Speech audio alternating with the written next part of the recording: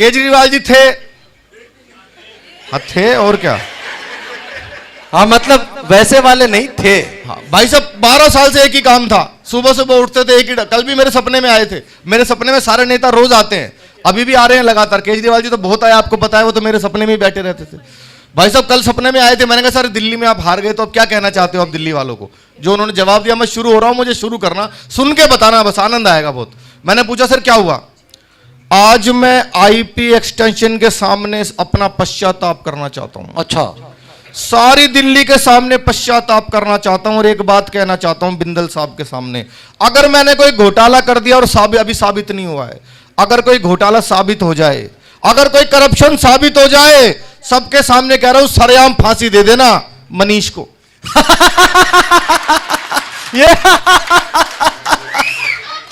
ये बढ़िया था। ये सीटी सही टाइम। हाँ मुझे सीटी किसी ने बजाई है? आपने बजाई? मेडिकल केस है। अच्छा, मनीषा के नाम पे तो बजती थी, मनीष के नाम पे पहली बार बजी है, मैं इसलिए देख रहा हूं। भाई साहब उनका एक ही काम था 12 साल से, सुबह सुबह उठते तो रोज एक ही डायलॉग, एक बार दिल्ली पुलिस मुझे दे दो, ठीक कर दूंगा इसको। अच्छा, दिल्ली पुलिस भी यही कह रही थी।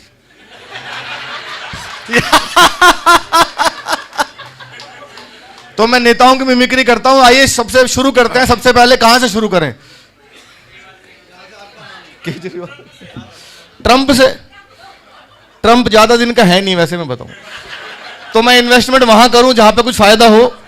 अब मैं दिन रात मेहनत करके बिंदल साहब ट्रंप की मिमिक्री करूं और पता लगे फिर ट्रंप साहब चल दिए, तो मैं क्या करूंगा उनकी मिमिक्री करके। सबसे पहले शुरू करते हैं देश के सबसे ईमानदार नेता श्री लालू प्रसाद यादव जी से। सबको पता, सबसे ईमानदार, सबसे ईमानदार। भारत में जिसने भी किसी ने हंसाया है उसने लालू जी पे जरूर हंसाया है, यानी जितना वो हमारे काम आए उतना देश के नहीं आए। एक बार लालू जी भाषण दे रहे थे, सामने प्यारे प्यारे बच्चे बैठे थे, कविता भी सुनाऊंगा उसके बाद आपको, लेकिन पहले जिसके लिए मुझे बुलाया है वो कर दूं। लालू जी ने 1 घंटे भाषण दिया, लड़का उठा एक लाइन में लालू जी को निपटा दिया। लालू जी जैसी माइक पे आए,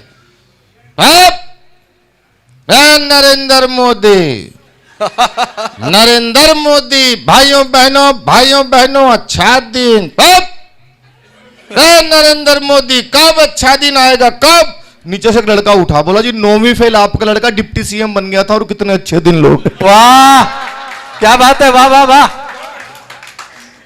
एक और नेता है, अभी भी हैं, नवजोत सिद्धू, सरदार जी खड़े हैं सामने। मैं और शंभू हम लोग लाफ्टर में थे, हम लोगों को माइक ले जाकर रखना होता था, सिद्धू जी को हंसना होता था, पर वो हमसे पहले ही शुरू हो जाते थे। एक नया लड़का है, उसने जैसे ले जाके माइक रखा, गुरु मैं कहता हूं तुझ में वो बात है, तू ही है जो सागर को नदी, दशक को सदी बना देगा। माय डियर फ्रेंड, तुझ में वो कला है, नदियां नाले पर्वत झरने गागर सागर। बंदा डर गया, बोला जी माफ करो, मैं तो माइक टेस्ट करने आया था। वाह ये बढ़िया था भाई, धन्यवाद। अच्छा सर, एक दो नेता तो देश में ऐसे हैं जिनका भाषण 15-15 मिनट तक समझ में नहीं आता। एक तो स्वर्गीय मुलायम सिंह जी, अब तो चले गए वो। एक और अभी भी हैं, राजस्थान के पूर्व सीएम श्री अशोक गहलोत जी।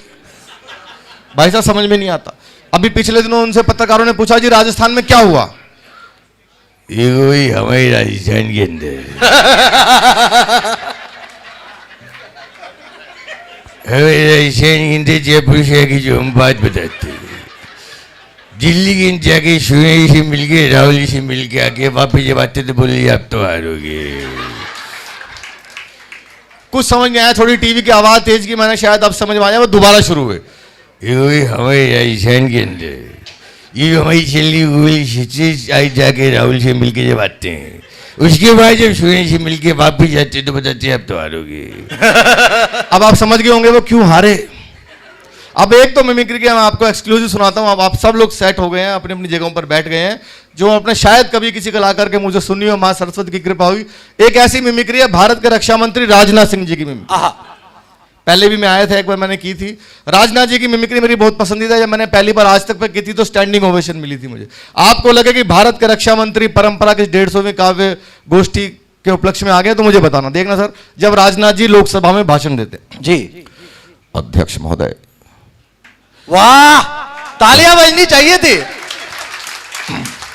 अध्यक्ष महोदय, जहां तक प्रश्न है पाकिस्तान का, तो मैं सारे सदन के समक्ष यह डंके की चोट पर कहना चाहता हूं अध्यक्ष महोदय कि पाकिस्तान से अब कश्मीर पर कभी कोई बात नहीं होगी। बात यदि होगी तो पीओके पर होगी, कश्मीर पर अब कभी कोई बात नहीं होगी। वाह वाह वाह वाह वाह वाह, जिंदाबाद। अच्छा, एक मिमिक्री तो ऐसी है पूरे भारत में किसी ने नहीं की। हो सकता है कर भी रहा होगा तो कर नहीं पा रहा होगा, उसके लिए 56 इंच का सीना चाहिए।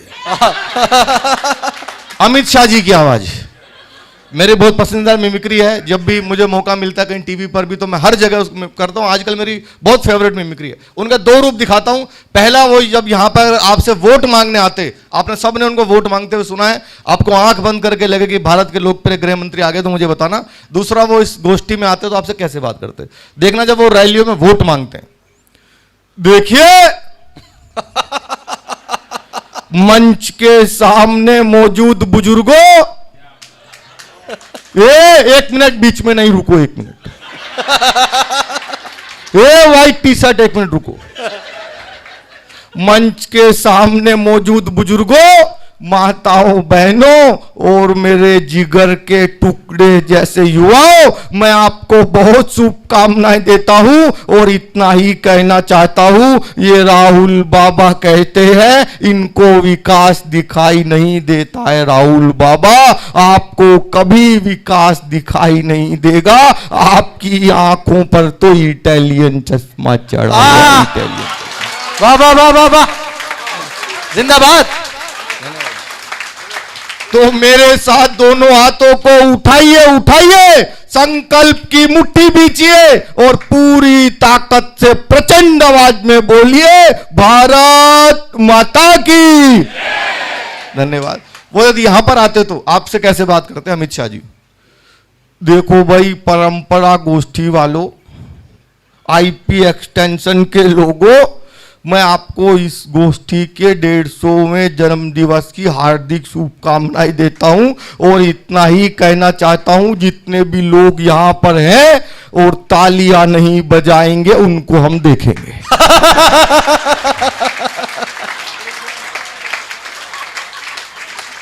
वाह, हम तो सब सनातनी हैं, तो हमारे सनातन में जब कोई यज्ञ होता है, अनुष्ठान होता है, उसमें जब तक पूर्ण आहुति ना डाले तो यज्ञ संपन्न नहीं होता, संपूर्ण नहीं होता। ऐसे ही नेताओं की मिमिक्री करो और उनकी ना करो तो मिमिक्री का यज्ञ कभी संपन्न नहीं होगा। देश के बहुत बड़े नेता, युवा दिलों की धड़कन, यूथ आइकॉन, हमारे बड़े भाई श्री राहुल गांधी जी। क्या बात है, क्या सम्मान है। भाई साहब, आप ऐसे मजाक नहीं उड़ाओगे, कॉमेडी में मेरे सीनियर हैं वो। ये बढ़िया। हाँ, मेरे सीनियर हैं भाई। मैं तो 12 देशों में गया हूं परफॉर्म करने, वो हर महीने कहीं ना कहीं परफॉर्म करते हैं और मुझसे अच्छा परफॉर्म करके आते हैं। अभी मलेशिया गए हुए परफॉर्म करने। आजा बेटा, मेरी कुंडली के दोष।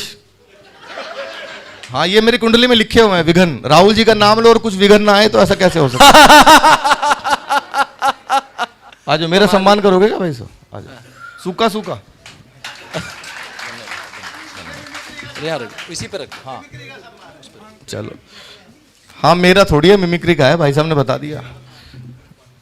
जल्दी जल्दी रख दो भाई। हाँ, रख दिया। हाँ, खुशबू नहीं आनी चाहिए इनमें से। राहुल जी यहां पर आते क्योंकि परंपरा गोष्ठी है, कवि सम्मेलन की गोष्ठी है, परंपरा है इतनी बड़ी। आपको कवि सम्मेलन और कवि गोष्ठी समझाते चीनी वाली लाओ और आप समझ जाते तो मुझे बताना। बुलाओ राहुल जी को, जल्दी जल्दी कर लो भाई। हाँ, हो गया। चलिए। हाँ, 3 चम्मच डाल के गया अनामिका की चाय में। शंभू मांगता रह गया, इसके चलिए चम्मच नहीं लेके आया। कोई बात नहीं। राहुल जी यहां पर आते और आपको कविता समझाते तो कैसे समझाते? स्वागत। देखिए भैया, ये जो कविता है, पोइट्री, शायरी, ये क्या है? ये गोदी मीडिया आपसे छिपा रहा है भैया। अच्छा, मैं बताता हूं। कल मैं हरियाणा गया, हरियाणा खुद गया सेल्फ। एक किसान आता है, फार्मर, मुझसे कहता है राहुल जी ये क्या हुआ? मैंने पूछा व्हाट? बोला बारिश आई और मेरी फसल नष्ट हो गई। बारिश आई, फसल गई। मैंने उससे पूछा खुले में क्यों बोते हो? क्या बात है, वाह। वाह वाह वाह वाह वाह, एक बार तालियां जोरदार बजनी चाहिए। जिंदाबाद। वो समझ गया भैया, मुझसे बोला, इज्जत से सम्मान से बोला, भाई साहब आप जाइए। ये है पोइट्री, खत्म, टाटा, बाय बाय। अब आएगा मजा, ये मजा मैं सबको दूंगा जलेबी की फैक्ट्री में भैया। लेकिन एक आवाज है जो पूरी दुनिया में गूंज रही है, मैं बहुत जल्दी क्योंकि मुझे टाइम का, मैं बहुत डिसिप्लिन सिपाही हूं, जितना समय दिया गया उतना ही लूंगा। एक आवाज है जो पूरी दुनिया में गूंज रही है, हमारे प्रधानमंत्री मोदी जी की आवाज। जो पसंद करता है वो तो सुनता ही है, जो नहीं पसंद करता वो 2 बार सुनता है। हाँ, चाइना गया था भाई साहब प्रोग्राम करने, गुंजाऊ में, उनको इंग्लिश नहीं आती तो बेचारों को हिंदी कहां से आएगी, पर भाइयों बहनों पे उन्होंने भी ताली बजाई। ये मोदी जी का हो रहा है भाई साहब। अजीबोगरीब लोग हैं चाइना वाले। मेरे को पानी मांगना था, उससे इंग्लिश में पानी मांगा तो उसने दिया नहीं, लड़की खड़ी थी पानी लेके, हिंदी में मांगा, हिंदी में भी नहीं दिया, इशारा किया, इशारा भी नहीं समझते। मैंने कहा हमारे हरियाणा में आओ, आधा किलोमीटर दूर से एक्सप्रेशन देख के बता देंगे माचिस मांगने आ रहा है। उनको पता ही नहीं बेचारों को कुछ। मोदी जी यहां पर आते तो मैं कोशिश कर रहा हूं आपसे कैसे बात करूं। स्वागत। भाइयों बहनों,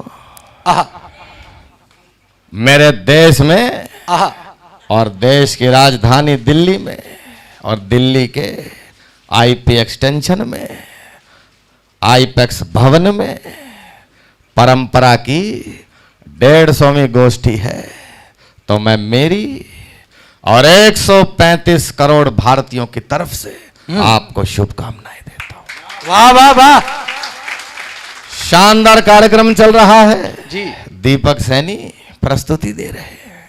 दीपक सैनी को बुलाना चाहिए कि नहीं बुलाना चाहिए? बुलाना चाहिए कि नहीं बुलाना चाहिए? बुलाना चाहिए, हर कार्यक्रम में बुलाना चाहिए जी, और इतना मोटा लिफाफा भी देना चाहिए। हाँ, लेकिन वो लिफाफा 10 का रहेगा, 10 के नोटों वाला।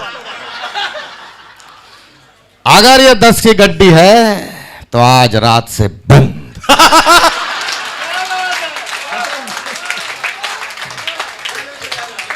जिंदाबाद। बहुत सारे नेता हैं, लगभग जो पॉपुलर नेता हैं वो तो हो ही गए हैं। वैसे तो बहुत लंबी सीरीज है, 1.5-2 घंटे लग जाएंगे। पता नहीं कितने सारे नेताओं की, हरियाणा के नेता, एमपी के नेता, राजस्थान के, सबकी बहुत मिमिक्री की है। ये तो क्या नेताओं ने टेंशन दी हुई है, लेकिन कुछ लोग देश में ऐसे भी आए जिन्होंने नेताओं को टेंशन दी। खाली नेता ही थोड़ी टेंशन दे रहे, जैसे बाबा रामदेव। हाँ, बाबा कम टेंशन थोड़ी दे रहे हैं। हाँ। बाबा ने एक बार मंच बनाया हुआ तो सबको योग सिखा दे, करो योग करो। बाबा कहते बाबा कहते योग करो, बड़े बाल लंबे खड़े हो जाएंगे। तभी बाबा की एक आंख फड़कने लगी। किसी ने कहा बाबा आपकी आंख में कुछ प्रॉब्लम है क्या? नीचे बैठ जा, कपालभाति कर रही है। तभी बाबा के पास एक फोन आया, बोला देश के सारे नेता आएंगे, अपनी अपनी समस्याएं बताएंगे। बाबा ने कहा बुलाओ सारे नेता सामने। बाबा मंच पे, नेताओं ने कहा बाबा हमें भारत से करप्शन बिल्कुल खत्म करना है, क्या करें बताओ? कुछ नहीं करना है, पहले चटाई बिछाओ, पूरी बिछा, लंबी बिछा, लंबी पूरी बिछा। अब अपना पेट धीरे धीरे अंदर करे, इतना भी नहीं कि वापस आए तो किडनी भी पहचानने से इनकार करे। तभी एक नेता खड़ा हुआ, बोले बाबा पेट अंदर बाहर करने से करप्शन कैसे खत्म होगा? करता जा, पेट तो कम होगा। बाबा ने अनुलोम विलोम, कपाल भांति, प्राणायाम खूब करवाया। एक दिन अचानक उठे, बाहर निकल के देखो करप्शन बिल्कुल खत्म हो गया। एक नेता ने कहा बाबा कैसे हो गया? तुम सारे यहां बंद हो, फैलाएगा कौन? क्या बात है। धन्यवाद। अच्छा, एक और बाबा, मैंने सबकी मिमिक्री की, एक और बाबा हमारे देश में इन दिनों बहुत वायरल हो गए। बाबा बागेश्वर वाले पंडित धीरेन्द्र शास्त्री जी। हम तो सनातनी, हमारा सपोर्ट तो है ही बाबा को, पर मिमिक्री तो होगी। हाँ भाई साहब, बाबा पर्चा बना देते हैं पहले ही, कौन है, कहां से आया है, कब भरेगा, कब मरेगा, सब लिख देते हैं। अब मैंने सपने में देखा बाबा जी की कथा चल रही थी, सामने फंस गए दिल्ली के पूर्व मुख्यमंत्री श्री अरविंद केजरीवाल जी। भाई नेता हारने के बाद तो बाबाओं के पास ही जाएगा, क्या करेगा बेचारा। तो बाबा जी की कथा शुरू हुई, आपको लगे कि बाबा जी आ गए हैं, फिर मैं एक कविता सुनाकर अपना स्थान लूंगा। देखना राजेश भाई, आपको लगे कि बाबा बागेश्वर आ गए हो तो स्वागत। उनकी कथा शुरू हुई। हाँ। जय श्री राम। इस पंडाल के अंदर हमको एक आदमी दिखाई दे रहा है जो नीली और ढीली शर्ट पहन करके बैठा हुआ है, वो आ जाए उनकी अर्जी स्वीकार की जाती। क्या बात है। आज बाबा आईपैक्स भवन के अंदर सनातन के खिलाफ बोलने वालों को पटक के सनातन का झंडा ऊंचा करेगा मेरी बहन। जय हो। अब सामने से आ गए, बाबा जी नमस्कार, मैं दिल्ली का सीएम था। क्या सवाल मन में लेकर के आए हो? बाबा ने पर्चा बना रखो तुम्हारा, पहले ही बताओ कौन सा पर्चा खोले। बाबा जी मैं दिल्ली का सीएम था। आज सारा पर्चा खोलेंगे बाबा नक्कटा। बाबा जी मैं दिल्ली का सीएम था, एलजी मेरी बात नहीं मानता था, मोदी मुझे 26 जनवरी पे टैंक भी नहीं चलाने देता था। बाबा जी मैं दोबारा सीएम बनना चाहता हूं। बाबा ने पर्चा बना रखा, देखो अपने बच्चों की झूठी कसम खाएंगे, अपने गुरु को लात मार के सीएम बनेंगे। नंबर एक विशेष समुदाय का वोट लेने के लिए चमचागिरी करेंगे, हिंदू पुजारियों को मंदिरों में सैलरी नहीं देंगे। तुम्हारी ठटरी बार दे बाबा तो। आए हाय। बाबा जी मैं दोबारा सीएम बनना चाहता हूं। एक मंत्र बाबा दे रहे हैं, उसका जाप करो दिन में 3 बार, शायद कृपा हो जाए। बाबा जी कौन सा मंत्र है? हर हर मोदी घर घर मोदी। तालियां जरा पीछे तक भी हो जाए। Thank you, thank you. जय हो। हंगामा। वो कह रहे हैं योगी जी की कर दो। अभी कल उत्तर भाई प्रदेश साहब, में हमने- कार्यक्रम है इसका। हमने नया घर बनवाया है अभी। कोशिश करता हूं, मैं योगी जी की बहुत ज्यादा करता नहीं मिमिक्री, लेकिन चलो भाई साहब कह रहे हैं पीछे से तो मैं कोशिश करता हूं। हाँ। कोशिश कर रहा हूं, थोड़ी बहुत कम भी निकले तो कोई बात नहीं, प्रैक्टिस करत करत अभ्यास के जड़मती होत सुजान। स्वागत। उत्तर प्रदेश के अंदर भगवान श्री राम का भव्य मंदिर बन गया है। आज उत्तर प्रदेश के अंदर किसी गुंडे माफिया की हैसियत नहीं कि सड़कों पर सर उठाकर चल सके, धमकी तो बहुत दूर की बात है। आए हाय। जिंदाबाद। क्या बात है। कोशिश की है। ऐसे तो बहुत सारे नेता, शिवराज सिंह चौहान की भी की है, खट्टर साहब की भी की है, नायब जी की भी की है, मनोज तिवारी जी की भी, पता नहीं कितने लोग ऐसे, तो बहुत लंबा समय हो जाएगा। एक कविता मैं सुनाऊंगा जरूर, क्योंकि परंपरा कवि गोष्ठी है और कविता है सर। मायावती कुछ बोले तो उनकी मिमिक्री हो। बढ़िया बढ़िया। मायावती जी तो कोप भवन में बैठी हुई हैं अभी, उनकी क्या मिमिक्री करें। तो एक कविता जरूर सुनाऊंगा, क्योंकि परंपरा कवि गोष्ठी है और मैं कवि भी हूं और मैं लगातार कविताएं लिखता रहता हूं। वो बात अलग है, सुनाने का मौका बहुत कम मिलता है। क्योंकि मैं जब भी कहता हूं एक नई कविता लिख के ला लो, कहते हैं भाई राजनाथ सिंह की मिमिक्री कर दे, कोई कहता है भाई टिकैत की मिमिक्री कर दे। तो मैं चलो, लेकिन मैं इस फेस को भी इंजॉय कर रहा हूं, ये भी ईश्वर ने मेरे हिस्से में लिखा है, तो मैं ये भी कर रहा हूं। कविताएं मैं लिखता रहता हूं। मैं एक कविता आज जरूर सुनाऊंगा, स्वागत। क्योंकि आपकी 150वीं कवि गोष्ठी और आप कविता के बीज बो रहे हैं, आप साहित्य की इतनी सेवा कर रहे हैं। लेकिन अगर जो यूथ इस समय भटका हुआ है, यूथ को कुछ मतलब नहीं है, यूथ सिर्फ गाली जहां दी जाती है उसको कॉमेडी समझता है। जितने ज्यादा गाली वाले सिंगर होंगे वो उनको समझता है बहुत बड़ा सिंगर है, उसको पता नहीं है। यूथ के पास टाइम ही नहीं है सोचने समझने का क्या अच्छा है क्या बुरा है। वो इतना बचपन से इतने झंझावातों में बेचारा घिरा हुआ है। तो ऐसे में अगर ऐसे चलता जाएगा तो हमने नेताओं पर कॉमेडी की, हंसाया लोगों को, पुलिस पर हंसाया, सब पर हंसाया। मैं अपने ऊपर आपको हंसाता हूं, कवियों का क्या हाल हो जाएगा। इसलिए भैया मैंने तो मिमिक्री करनी शुरू कर दी, तुम अपना देखो। राजेश भाई देखना, अनामिका जी, क्या हो सकता है कि आने वाले समय में अगर ऐसे ही लोग कविता से दूर होते जाएंगे तो एक दिन क्या होगा। हालांकि कविता से दूर कभी हो नहीं सकते, जितनी आरतियां हैं वो सारी कविता है, भागवत गीता भी कविता है, रामायण भी कविता है, कविता से दूर हो नहीं सकते। पर कवि सम्मेलन का और वाले कवियों का क्या हाल हो सकता है। स्वागत। कल मेरा टेलीफोन बजा, अच्छा। कल मेरा टेलीफोन बजा, मैंने जैसे ही कॉल उठाया उसमें से एक बाला का मधुर स्वर आया। उसने पूछा दीपक सैनी बोल रहे हैं? मैंने पूछा कौन? बोली फौरन लीजिए लोन। मैंने पूछा कौन? बोली फौरन लीजिए लोन। अब पैसों के लिए मत निर्भर रहो किसी भी रिश्तों पर, लोन लीजिए आसान किश्तों पर। मैंने कहा इसके लिए मुझे क्या करना होगा? बोली बस एक फॉर्म भरना होगा, घर के कागज रखवा देना या किसी पढ़े लिखे कवि का अंगूठा लगवा देना। घर के कागज रखवा देना या किसी पढ़े लिखे कवि का अंगूठा लगवा देना। मैंने कहा ये सब हो जाएगा, पर लोन कितने का पास हो पाएगा? बोली सर वैसे तो हमारा बैंक कवियों को 500 रुपए तक लोन देता है। सर वैसे तो हमारा बैंक कवियों को 500 रुपए तक लोन देता है, पर कोई टीवी पर आ चुका हो तो 700 भी ले सकता है।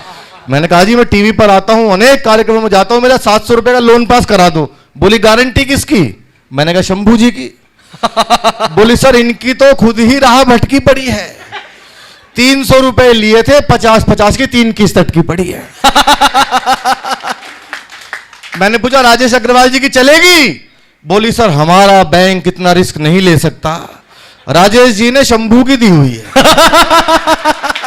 आप सभी को प्रणाम करता हूं। आदरणीय पटाखा जी को बहुत बहुत बधाइयां देता हूं। मैं उम्र में इनसे बहुत ही छोटा हूं, बिल्कुल इनके बेटे की उम्र का हूं, लेकिन एक चीज जो मैं यहाँ पे देख पा रहा हूं कि कवि परिवार के एक व्यक्ति के जन्मदिन को पूरा परिवार जिस तरीके से सेलिब्रेट कर रहा है, ये अपने आप में बड़ी बात है। एक बार तालियां पूरे परिवार के लिए आप लोग बजाइए। आज के दौर में जहां हमें एक दूसरे का पता नहीं होता, हम एक दूसरे के घर में एक दूसरे के साथ रह रहे होते हैं, लेकिन हमें यह पता नहीं होता कि सुबह पिताजी कहाँ जा रहे हैं, बच्चा किस क्लास में पढ़ रहा है, यह तक नहीं पता होता। इस मोबाइल युग में सब चीजें बदल गई। ऐसे में परिवार इनके साथ है, परिवार से जुड़े हुए हैं, ये बहुत बड़ी बात है। मैं आप सबको बहुत बहुत बधाई देता हूँ। तो भाई पूरा शहर सेलिब्रेट कर रहा है उनके जन्मदिन को। विधायक जी यहाँ बैठे हुए हैं, आदरणीय राजा जी। मैं चाहता हूँ एक बार जोरदार तालियां पूरे सदन से उठे। कौन सी पार्टी से विधायक है?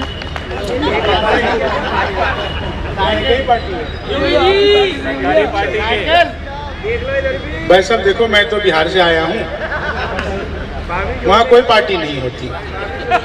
जिसकी चलती है वो पार्टी तोड़ के पार्टी बना लेता है। अच्छा, आजकल मैं दिल्ली रहता हूँ क्योंकि बिहार में शराबबंदी हो गई है।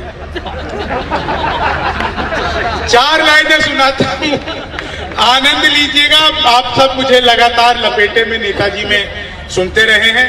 जब भी कभी कोई नेता मेरे सामने होता है तो मेरी ऊर्जा और बढ़ जाती है। मैं 4 लाइनें सुनाता हूँ, आनंद लीजिएगा और बस इतना भर सोच के समझ के सुन लीजिएगा। मेरा किसी भी पार्टी पक्ष से कोई लेना देना नहीं है। ना मैं कांग्रेस का आदमी हूं, ना मैं भाजपा का आदमी हूं। आदमी तो खैर मैं मायावती का भी नहीं हूं, ये अलग से बताना पड़ता है, नहीं तो कई बार लोगों को हुलिया हुलिया देखकर शक हो जाता है। तो मैं पहले से ही क्लेरिफाई करके चलता हूं कि मामला ऐसा बिल्कुल भी नहीं है। पिछले दिनों बिहार में सरकार टूट गई, लोगों ने आरोप लगाया ये सरकार मोदी जी ने तोड़वा दिया। लोगों ने कहा कि ये सरकार अमित शाह ने तोड़ दी, लेकिन मैंने क्या देखा, बिहार में सरकार टूटी क्यों? कोई बातचीत नहीं, सीधे सीधे कविता सुनाता हूँ, आनंद लीजिएगा। पांडे जी बहुत बेहतरीन, आप सुनिएगा। 4 लाइनें मैंने कैसी नहीं कही। उल्टे तवे पे रोटी। अच्छा, जो लोग मोबाइल से मेरा वीडियो बना रहे हैं उनसे मेरा निवेदन है कि ये सब चीजें रिकॉर्ड कर रहे हैं, इतना बढ़िया ये लोग। आप लोग कम तालियां बजाएंगे, अभी फोन रख दीजिए, अभी आनंद लीजिए बस। YouTube पे सारी चीजें मौजूद है और जो नई नई सुनाऊंगा वो भी ये लोग डाल देंगे। उल्टे तवे पे रोटियां सिकती नहीं ज्यादा, उल्टे तवे पे रोटियां सिकती नहीं ज्यादा, घटिया हो क्वालिटी तो वो बिकती नहीं ज्यादा। एक सिख राजनीति दे गई बिहार की, दारू के बिना दोस्ती टिकती नहीं ज्यादा। भाई बहुत अच्छे शंभू भाई, और करवा लो शराबबंदी। दारू के बिना। और 4 लाइनें, हास्य कितना मासूम हो सकता है। पहली बार ये मंच के सारे कवि सुनेंगे, पहली बार सुनेंगे। अंजू भाई सुनना, आप बहुत अच्छे व्यंग्यकार हैं, गजलें भी आपने खूब कही हैं, इनकी कई किताबें मुझ तक पहुंची है, मैं एक भी नहीं पढ़ पाया। पहुंची है, इन्होंने पूरी कोशिश की कि मुझ तक पहुंच जाए। मैं क्लास में नहीं पढ़ा, तो बिहार का आदमी बिना पढ़े लिखे टॉपर होता है। जरूरत क्या है? दुनिया भर में विज्ञापन चलते हैं, 6ठी 7वीं 8वीं फेल BA करें। हमारे बिहार में विज्ञापन चलता है 6ठी 7वीं 8वीं फेल उप मुख्यमंत्री बने। तो हमारा तो कोई मुकाबला नहीं है साहब। मैं 4 लाइनें सुनाता हूँ, बिल्कुल नहीं। हास्य कितना मासूम हो सकता है। पांडे जी सुनिएगा जी। और हमारे साथ में यहाँ पे राष्ट्रपति पुरस्कार से आप सब जानते हैं सम्मानित सुरेश अवस्थी जी हैं। अवस्थी जी, बिल्कुल हास्य कैसा हो सकता है, आनंद लीजिए। डेरे की गुफा, कितना मासूम हास्य। डेरे की गुफा में हमेशा राज करोगे, कुटिया को भूल जाओगे, महलों में रहोगे। मिल कर के हनी प्रीत आशा राम से बोली, मिल कर के हनी प्रीत आशा राम से बोली, बाबा जी आप क्या मेरे पापा जी बनोगे, बाबा बहुत अच्छे शंभू भैया। और 4 लाइनें यहाँ पे आदरणीय पटाखा जी हैं। पटाखा जी आपने मुझे अलीगढ़ बुलाया, मैं आपका बहुत बहुत धन्यवाद करता हूँ। मैं चाह कर भी आपको दिल्ली नहीं बुला सकता, वहां पटाखे पर बैन लग गया है। मैं चाह कर भी नहीं बुला सकता साहब। आप सुनिए 4 लाइनें पटाखों से मुझे याद आ गया साहब। कैसा ये, अच्छा बहुत दिनों बाद मैं ऐसा प्रोग्राम देख रहा हूं जिसमें महिलाएं भी हंस रही हैं। नहीं तो ये कभी नहीं हंसती साहब। इन्हें ब्यूटिशियन समझा के भेजता है, बहन जी ज्यादा मुंह फाड़ के हंसोगी तो चेहरे के पीओपी की कोई गारंटी।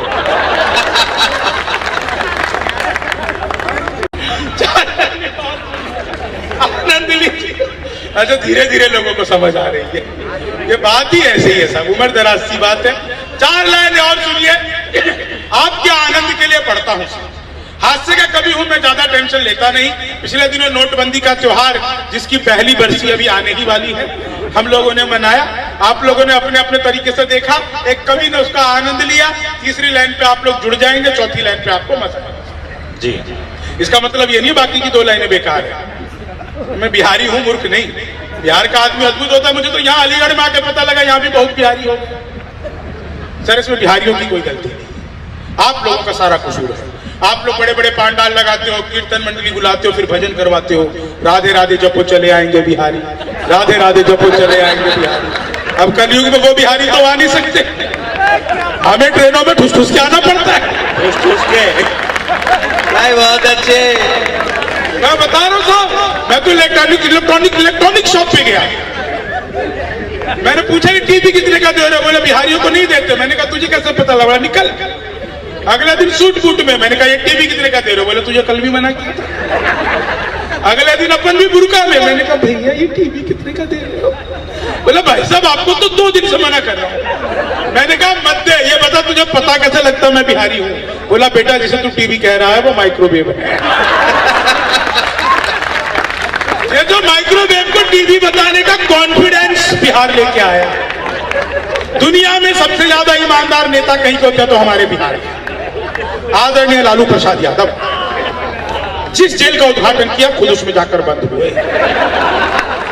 यह होती है उद्घाटन की जिम्मेदारी। आपकी ठहाके और तालियां तो अगली बात पर उठेंगी। मैंने उसे दिन कहा था यार इनसे किसी शमशान घाट का करवाते। सही आदमी से सही काम लेना चाहिए। जैसे केजरीवाल कमाल की बातें करते हैं, 6 महीने पहले बयान दिया था पुलिस मेरे हवाले कर दो। मैं और महेंद्र शर्मा जी उनके घर गए, हमने कहा कमाल है केजरीवाल जी, पुलिस भी आपके लिए यही कह रही थी, इसे भी हमारे हवाले कर दो। पर आजकल तो साथियों समेत कर दो। 4 लाइनें सुनिएगा, आपके आनंद के लिए पढ़ता हूं और उसके बाद समय की अपनी सीमाएं हैं। 2 मुक्तक विशेष मैं जो यहाँ पर सुनाना चाहता हूं वो मैं सुनाऊंगा। 2 मुक्तक मुझे ऐसे ही याद आ गई। मैं थोड़ा सा कवि हूं, मुझे सुनने के लिए आदमी को कभी कभी बीच में थोड़ा सा बच्चलन होना पड़ता है, इसलिए मैं आपको 4 लाइनें सुना रहा हूं। स्वागत। सुनिएगा सर। कैसा ये नशा है जो उतरता ही नहीं है, दिल अब तो संभाले से संभलता ही नहीं है। दिल्ली में पटाखों पे बैन जब से लग गया, महबूब मेरा घर से निकलता महबूब। और अगली 4 लाइनें आप लोगों को अपनी जवानी की याद दिला देगा। कई लोगों को आज तक शुगर क्यों है इसका कारण भी आपको पता चल जाएगा। सुनिएगा साहब, बिल्कुल पांडे जी मैंने कमाल कर दिया इन 4 लाइनों। सुनिएगा। उसके तराने मुक्तकों में गुनगुना रहा, आंखों को ख्वाब अब भी उसी के दिखा रहा। कॉलेज के दिनों में किसी ने चूम लिया था, अब तक सुबह से स्वाद लिपस्टिक का आ रहा। अब तक, अब पता चला तुम्हें शुगर क्यों है। अब तक अच्छा नोटबंदी की बात मैं कर रहा था, मुझे याद आ गई साहब। नोटबंदी का देखो मैंने कैसे देखा। सरकार से जो खाई है वो चोट बदलते, दिल में जो छुपी है वही एक खोट बदलते। मुद्दत के बाद बैंक की लाइन में मिली वो, मुद्दत के बाद बैंक की लाइन में मिली वो, अब इश्क लड़ाते कि यार नोट बदलते, अब इश्क लड़ाते कि यार दुनिया की मीडिया में जो हर जाई हो गई, क्या कांग्रेस थी जो भाजपाई हो गई। नोटों पे चिपके गांधी यही सोच रहे हैं, ऐसी भी क्या सोनम से बेवफाई हो गई, ऐसी भी क्या। और अगली 4 लाइनें आप लोगों ने पिछले दिनों देखा होगा कि आंध्र प्रदेश में एक सांसद खड़े हुए और उन्होंने कहा कि आप मेरे भेजे पर बंदूक रख दीजिए तो भी मैं वंदे मातरम नहीं कहूंगा। आप सबने देखा होगा, इसको टीवी पर देखा होगा। उन्होंने यहां तक भी कहा कि आप मुझे पाकिस्तान भेज दीजिए तो भी मैं वंदे मातरम नहीं कहूंगा। मैंने कहा वो तो पहले से नहीं बोलते, तुम्हें क्या जरूरत है वहां भेजने की। अच्छा देखिए, मेरा सिंपल सी बात है, आपको नहीं बोलना है मत बोलिए। आपको लगता है आपकी चेतना, आपका मजहब इसकी इजाजत नहीं देता, आप मत बोलिए, लेकिन आप चुनौती देकर क्या करना चाहते हैं। मैंने 4 लाइनें कही, आप लोगों का आशीर्वाद चाहिए, मंच का आशीर्वाद चाहिए, सुनिएगा। सुर से फटक गए हैं जो भी तान काट दो, देते जो उल्टा सीधा है बयान काट दो, परहेज जिसे वंदे मातरम से हो यहाँ, उसकी सजा यही है कि जबान काट दो, सजा यही है कि। और अगली 4 लाइनें पढ़कर मैं अपना स्थान लेता हूं। कश्मीर की समस्या का समाधान आप लोगों को बार बार बताया गया कि हम ये कर देंगे, धारा 370 खत्म कर देंगे, पता नहीं क्या क्या किया गया। मैं 4 लाइनों का समाधान पढ़ता हूं, आप मुझे अब जगह दीजिएगा। कश्मीर की समस्या का समाधान क्या हो सकता है? आप लोगों ने देखा होगा हमारे सैनिकों के साथ आए दिन कितनी बदतमीजी की जाती है, उनके ऊपर पत्थर फेंके जाते हैं, उनके हेलमेटों पे ठोकरें मारी जाती है। वो अपनी सीमाओं में रहकर बंधे रह सकते हैं। मैं कवि हूं, मैं बिल्कुल बंधा नहीं हूं। 4 लाइनें सुनिएगा, आनंद। स्वागत भैया। आध्यात्म और शौर्य एक साथ बिठा दो, आध्यात्म और शौर्य एक साथ बिठा दो, वो डाल डाल है तो बात बात बिठा दो, तो दिन में ही आतंक मांग जाएगा पानी, तो दिन में ही आतंक मांग जाएगा पानी। कश्मीर की कुर्सी पे योगी नाथ बिठा दो, कश्मीर की कुर्सी पे योगी नाथ बिठा दो। आप सबका बहुत बहुत आभार, धन्यवाद, जय।